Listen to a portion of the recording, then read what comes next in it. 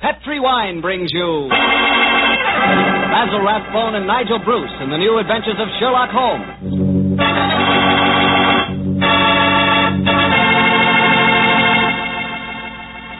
The Petri family, the family that took time to bring you good wine, invites you to listen to Dr. Watson tell us another exciting adventure he shared with his old friend, that master detective, Sherlock Holmes. And I'd like to ask you a short, simple question. Have you ever tried a glass of sherry before dinner? If you haven't, you'll never know what you're missing till you do. And make that sherry Petri California sherry. Because Petri sherry is the best beginning a good meal ever had. Just hold a glass of Petri sherry to the light. Look at its wonderful, clear amber color. Now just get a whiff of that aroma. Bouquet, the experts call it. I'm telling you, you can just smell those big, luscious grapes. Now, best of all, taste your Petri sherry. Sip it. Sip it slowly so you don't miss one single drop of this truly delicious wine. Yes, without a doubt, Petri sherry is good wine. Oh, and incidentally, Petri makes two kinds of sherry. Regular sherry and Petri pale dry. Both are fine. And if you're not sure which you might like best, do what I do. Don't buy one, buy two. Try them both. And serve them proudly because the name Petri is the proudest name in the history of American wine.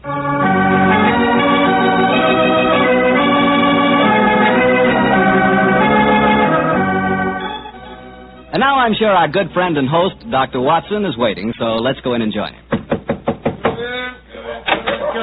evening, Doctor. Good evening, Mr. Bartell. Here, quiet. Down, Monty. Down there. Dogs seem very chipper tonight. Tonight, yes, but they've been in disgrace most of the day, Mr. Bartell. Oh? What have they been up to? After the seals again, Doctor? No, my boy, this time it was chickens. They got into my neighbor's coop and had a delightful time. Fortunately, there were no casualties, but I'm afraid that my good neighbor policy has suffered a slight diplomatic strain.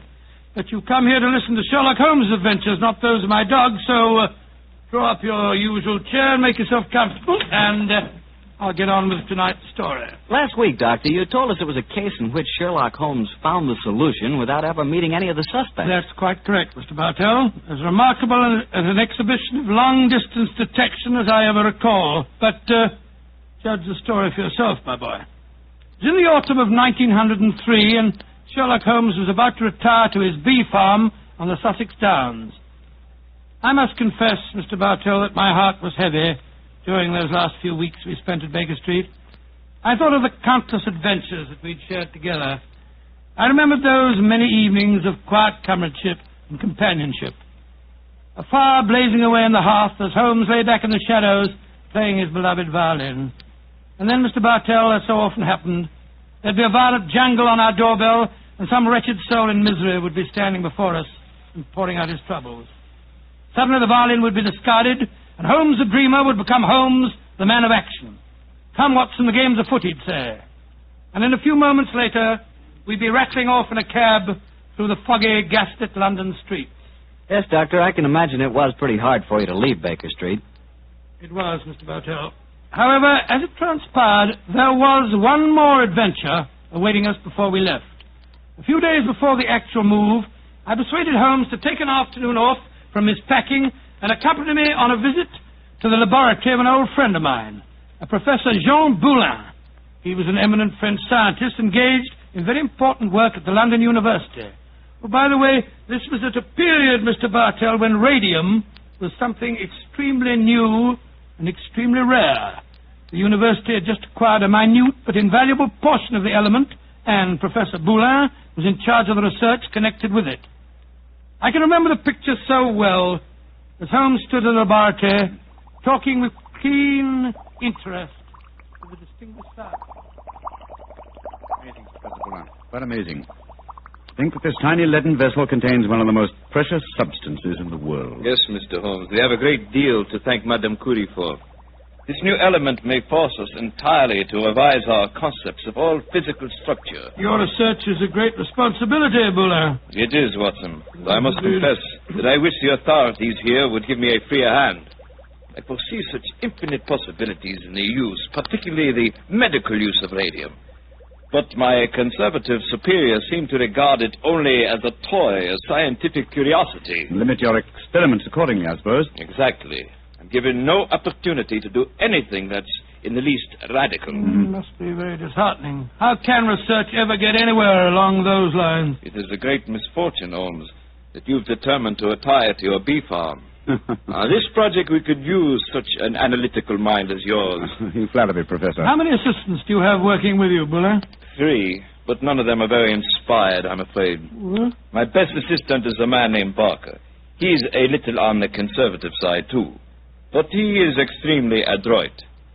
The other 2, a young man called Taylor and the girl Gladys Hughes. They mean well. But gauche, I fear, is the only word to describe them. Why do you laugh, Buller? I was just amused to observe that in describing my assistants, I chanced to be literal as well as figurative. It's odd that random symbolism can sometime... but never mind that. You would like to see the rest of the laboratory? Yes, indeed we would. Thank you very I much. have some extraordinarily interesting photographic plates that record the emanations of radium. They're over here. I think you will find them most fascinating.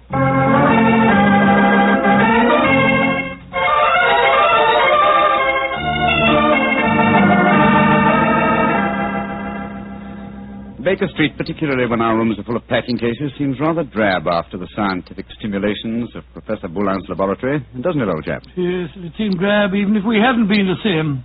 I feel frightfully depressed, Holmes. I just don't know what I'm going to do without you. Oh, you're still a young man, Watson, and a susceptible one. You'll marry again. No, I won't. Yes, you will, old chap.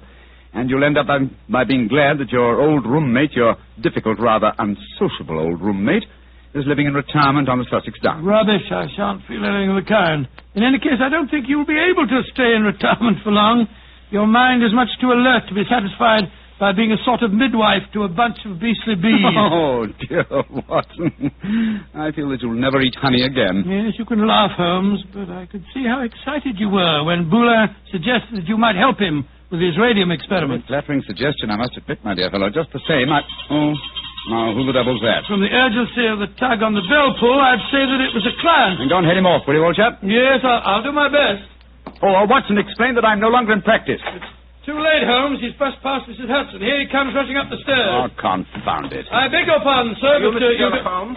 No, I am not Sherlock. Then you must be Mr. Holmes. That is my name, sir. But may I ask what accounts for your rather whirlwind entrance? My housekeeper, Mrs. Hudson... I haven't any time to consider Oh. etiquette. My sister Gladys Hughes has vanished into thin air. You've got to find her for me, Mr. Holmes. I'll pay you any fee you name, but you've got to find her. Mr. Hughes, I'm extremely sorry that your sister has vanished, but I'm afraid that I can do nothing to help you. I'm retiring. I'm giving up my practice. If you won't help me, I'll go to someone who will. That's exactly what I mean, sir.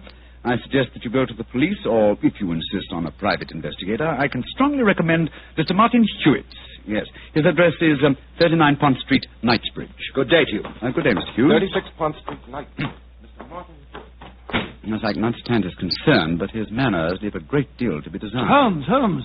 Gladys Hughes, his missing sister. That was the name of one of Professor Boulin's assistants, wasn't it? True, old fellow, but it's probably only a coincidence. What? Both Christian and surnames are extremely common ones. Well, I have a feeling that it may not be a coincidence. Oh, come now, my dear fellow. Don't you try and embroil me in a fresh adventure. I've retired and I'm leaving for Sussex in a few days. And if any more clients come wrenching at my doorbell, I shall ignore them.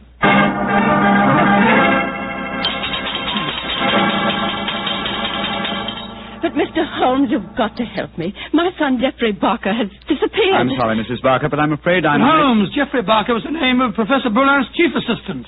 Watson, please believe me when I say that I am not to be inveigled into any further...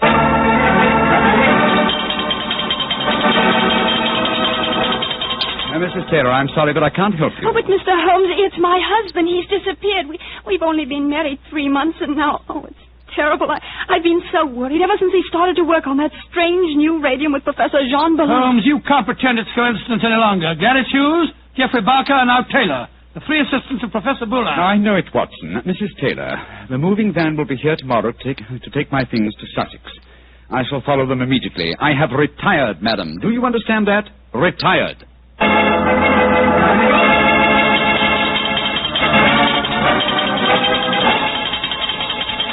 Yes, another telegram for you, Holmes. That'll be the fourth today. Why won't Scotland Yard leave me alone? Well, it's a pretty strange business. 3 people engaged in research of this new element radium have all disappeared within 48 hours. Scotland Yard needs your help. Let them earn their salaries, my dear Watson. I've helped them for the last time. Well, let's see how they've couched their latest diffusion. Oh, this isn't from Scotland Yard. It's from my brother, Mycroft. Mycroft? What's he going to say? Listen to this. Now Professor Boulin has disappeared. Great Scott. And the radium with him. Surely the pattern is obvious, Sherlock. Radium must be found, could solve the problem for you, but I'm too lazy. Consider what a flashy case for you to retire on. Regards, Mycroft. The old devil. Holmes, this is shocking. My old friend Boulin has disappeared. Yes, Watson, and now my brother asks me to investigate. The pressure becomes irresistible. Very well. I bow to fate and postpone my retirement for a few hours. Good man, Holmes. You know you'll never really retire. Yes, Mycroft says there's an obvious pattern in this case. Our first step, of course, will be to interview all the doctors who treat patients without charge. Why? Well, surely that's obvious. Well, it isn't at all obvious. I don't know why you always leave me in the dark. Well, what makes you laugh? Being left in the dark. It's just like the old times, isn't it, Holmes? Come on, old fellow, let's go. The game's afoot.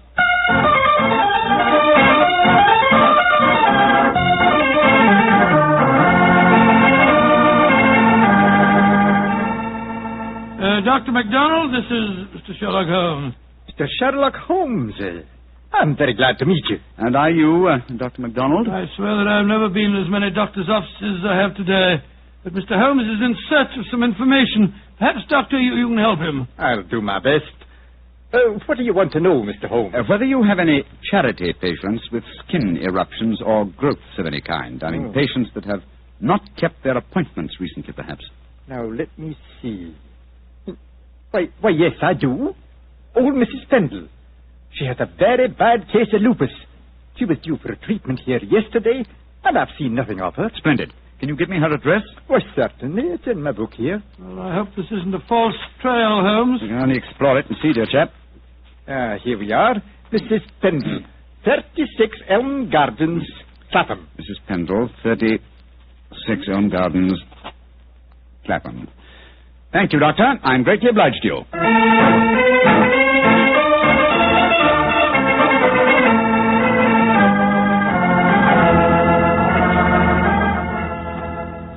Getting restless, Watson? Yes, I am a little. We've been waiting outside Mrs. Pendle's house for over an hour. Why don't we knock on the door and see if she's at home? Oh, no, my dear chap. We mustn't frighten her. I hope that she's going to lead us to our quarry. You see... Shh. Front door's opening. A woman's coming out. Yes, it's Mrs. Pendle, beyond doubt. Look at that bandage around the upper part of her face. Yeah, hello, she's turning down the street. We're going to follow her, I suppose. Naturally, but let's give her a start, shall we? We don't want her to spot us. Well, while we're waiting, perhaps you'll clear up 1 or 2 points for me. I'm still very much in the dark. With pleasure, old chap. What puzzles you? Well, one of the things that Come on. What?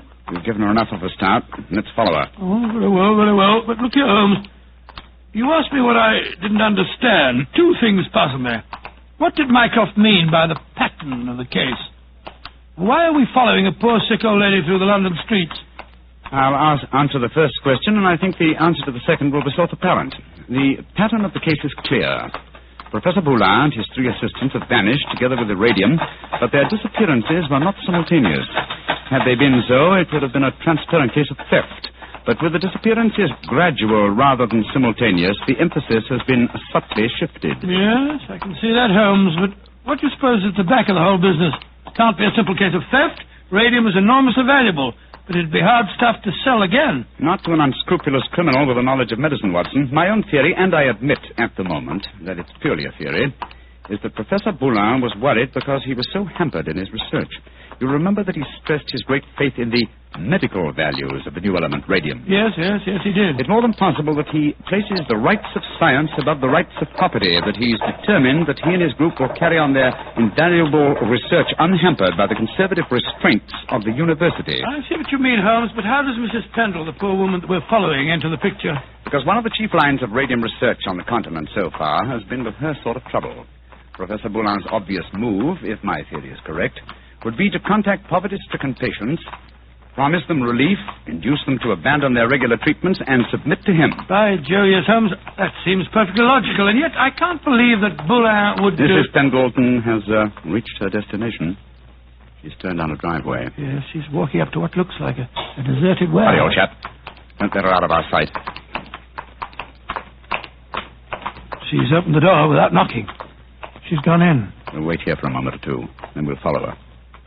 I have a feeling that your old friend, Professor Boulin, is not far away, Watson. Yes, you're probably right. But I hope we can do something to protect him from the consequences of what he's done.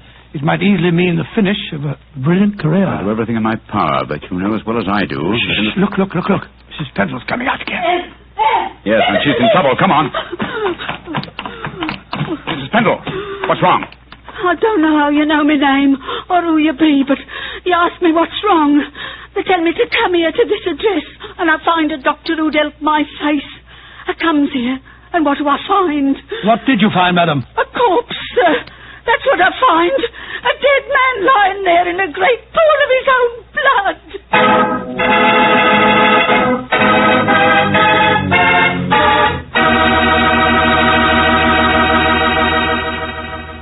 You'll hear the rest of Dr. Watson's story in just a second.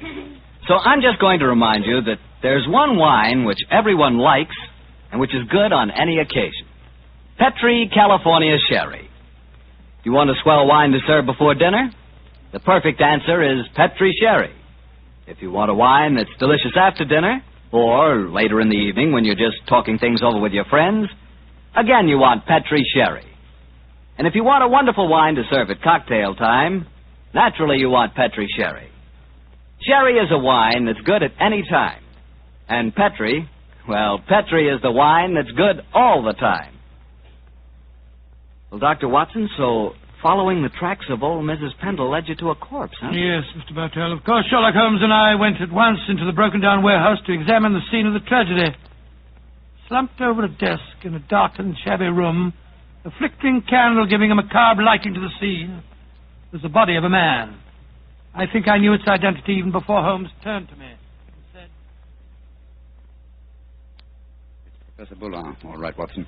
Poor devil. Murdered, of course. Yes, but examine him for yourself, will you? Yes. Yes, there's no doubt about it. This wound couldn't have been self-inflicted. The right auricle of the heart has been pierced. How long ago would you estimate death took place? Not more than a couple of hours ago, I should say. Not hard to reconstruct the killing. The murderer came up from behind Boulin as he sat here, crooked an arm around his throat. Yes. See the finger marks on the right-hand side of the neck? Here? Then stabbed him in the chest. And then withdrew the weapon and disappeared. Leaving no traces, confound it. A dusty room is an ideal place for recording footprints, but there are half a dozen different prints here, including Mrs. Pendle's. Hello. Here's the print of a smaller woman's shoe. Well, must be that of Gladys Hughes, his assistant. Undoubtedly. But that really proves nothing except that she was here with him. In fact, that we were convinced of anyway. Question is... Come on. Let's go outside and talk to Mrs. Pendle again. Poor old Boulin. What a shocking way to die. And what a great loss to science. I suppose the murderer must have stolen the radium. We found no trace of it in there. Undoubtedly, the possession of the radium was the motive for the murder. Mrs. Pendle. The poor man is dead, ain't he, sir? I'm afraid so, madam. I knew it. I never should have come here. I never should have left Dr. MacDonald. Mrs. Pendle, let me ask you a question. I can't be answering no questions, sir. I don't know nothing about how the poor soul got himself murdered. What would a poor woman like me know about such things? No, my good woman. My friend isn't suggesting at all that you know anything about the murder. Then what do you want to know, sir? Who told you to come to this address today, Mrs. Pendle? A young lady. Nice young lady she was, too. She met me coming out of Dr. MacDonald's yesterday and told me that if I come here today, I'd find a doctor who could cure me. Yeah, that was obviously Miss Hughes. Holmes, I believe that your theory was right. Come on, Mrs. Pendle. We'll escort you to the nearest police station where you can report the murder. Yes, sir. And then, Watson, we must keep on the track of the radium. That, perhaps, is more important than any life. Well, how are we going to do that? We haven't a clue to go on. Remember that Professor Boulin's 3 assistants are still missing. We must go to the homes of each of them and see what can be found out. Mr. Hughes, you must realize by now that your sister's disappearance is part of something vastly more significant than you think. I must ask you in the My first... sister didn't disappear. What do you mean, sir? You came to us and said that you had. Oh, it was all a mistake, gentlemen. She came back today. She'd just been down to the seaside for a short rest, and she'd forgotten to let me know. I'm sorry to have bothered you. May I see your sister at once, please? I'm sorry, Mr. Holmes, but she's out just now. I don't know where she's gone or what time she'll be back. Mrs. Barker, I've come to you about your son's disappearance. I'm afraid that... But my son didn't disappear, Mr. Holmes. It was all a misunderstanding. He came home today. Then may we speak to him, please, Mrs. Barker? Oh, I'm afraid that's impossible. You see, he... Mrs. Taylor, I want to talk to you about your husband's disappearance. Oh, that. He came home this afternoon, Mr. Holmes.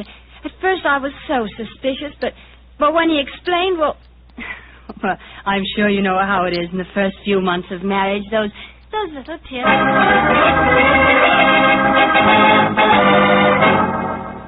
Confound it, Watson.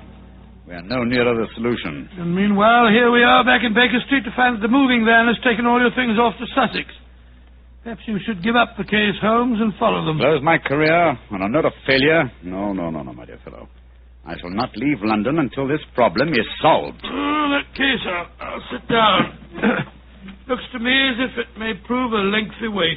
I've rarely felt more frustrated, Watson. All three vanished technicians home safely with plausible stories, or at least plausible alibis, and poor Boulin murdered, the radium stolen. Well, I must say it makes no sense to me. But it must make sense. The pattern was well enough to find in the beginning. It's just a question of finding the right key. In a way, it's clear enough what's happened. One of the three assistants, placing the financial value of radium above its value to science, murdered Boulin to obtain the prize. The other two, fearing that their complicity in the original plot would involve them as accomplices in murder, ran home and established an alibi. And the murderer did the same thing, for it's obvious one of the three must be the killer and the thief. Yes, the question is, which one of the three is the culprit? If only poor Boulin were alive, he could help us. My dear chap, if Boulin were alive, there would be no murderer. Oh, of course it wouldn't. Now, let's see. Boulin gave us a few bare facts about his three assistants. I wonder... But of course, Watson! I have the answer. The case is solved. What do you mean, Holmes? How can it be solved? You haven't done enough investigation. If it comes to that, you haven't even seen any of your three suspects. That isn't necessary. Oh, you know who did it? Yes, Watson, and so should you. But we know nothing to set them apart from each other, except that one of them's a girl. We know more than that, my dear fellow. Think hard. Well, Boulin told us that Geoffrey Barker was an excellent technician, while the other two were somewhat clumsy. We know even more than that. Well, that's if I know what, Holmes. I shan't even need to stay in London and follow the case through to its logical conclusion. A telegraph to Mycroft and another to Scotland Yard to take care of it, yes. And I can be in Sussex before the moving van, after all. You mean you're going now, before the case is solved? But it is solved, my dear fellow. All that remains to be done is some purely routine work. What's the time? Look, it's just 3 o'clock. Splendid. If we hurry, we can catch the 3:45 express from Waterloo. We? Yes, I was counting on you spending a few days down there with me, old chap. I hope you can spare the time. I should hate to make so drastic a change without my good old friend Watson at my side. Oh, of course. I'll be delighted, but what, my dear boy? The case of the disappearing scientists. Wait until we get to Sussex, shall we? As soon as I get an answer to my telegrams, I'll explain the whole thing to you. And now let's hurry, shall we? Our train leaves in 40 minutes.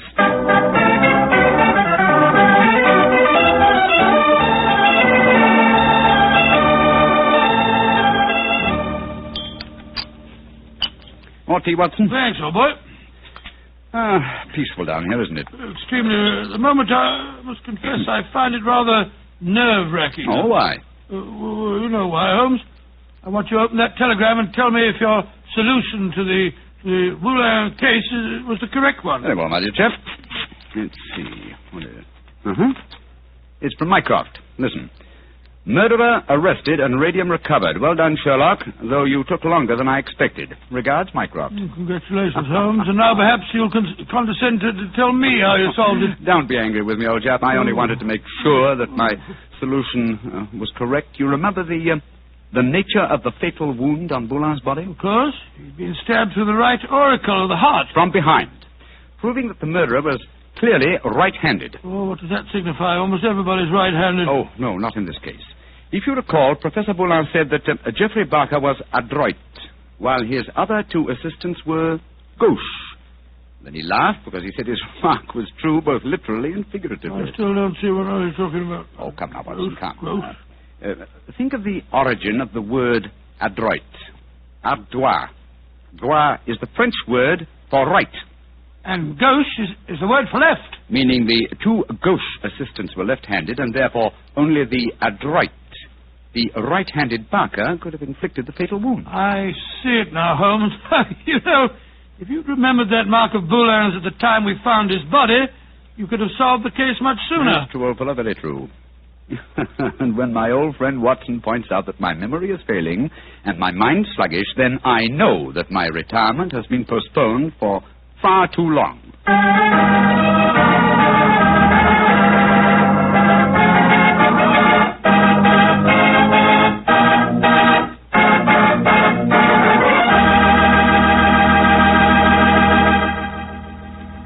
Well, so Holmes really went through with his idea of becoming a bee farmer. Yes, of course. It became one of his favorite hobbies. Do you know anything about the raising of bees? Oh, nothing at all. The only connection I've ever had with bees was very remote. Once I had the hives. Once you had the... Oh, no, Mr. Barker. Oh, yes, Dr. Watson. But seriously, I do know one thing about bees. Even when you know all about them, you're apt to get stung. That's true enough. So I'll make my hobby Petri wine. You know, you can't miss when you buy Petri wine, because Petri wine is always good wine. The Petri family has been making fine wine for generations. In fact, they started way back in the 1800s. And they've handed on down from father to son, the knowledge and experience absolutely essential to the making of truly fine wine. And since the making of Petri wine is a family affair, you can be sure that the name Petri means something on a bottle of wine. Those letters P-E-T-R-I are more than a trademark. They're the personal assurance of the Petri family that every drop of Petri wine is good wine. So when you buy wine of any type, you can put your faith in the Petri label, because Petri took time to bring you good wine. Well, Dr. Watson, what new Sherlock Holmes story are you going to tell us next week? Well, now, next week, Mr. Bartell, I'm going to tell you about one of the weirdest adventures that Holmes and I ever had. It concerns a haunted chapel in the wilds of Cornwall, strange organ music that played at midnight, and the headless ghost of a murdered monk.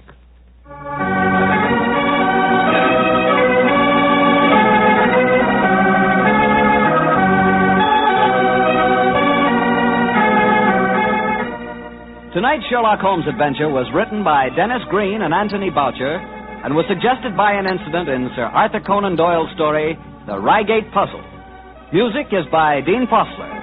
Mr. Rathbone appears through the courtesy of Metro-Goldwyn-Mayer, and Mr. Bruce through the courtesy of Universal Pictures, where they are now starring in the Sherlock Holmes series. The Petri Wine Company of San Francisco, California, invites you to tune in again next week, same time, same station.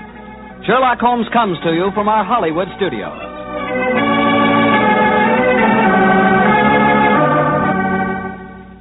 This is Harry Bartell saying good night for the Petri family.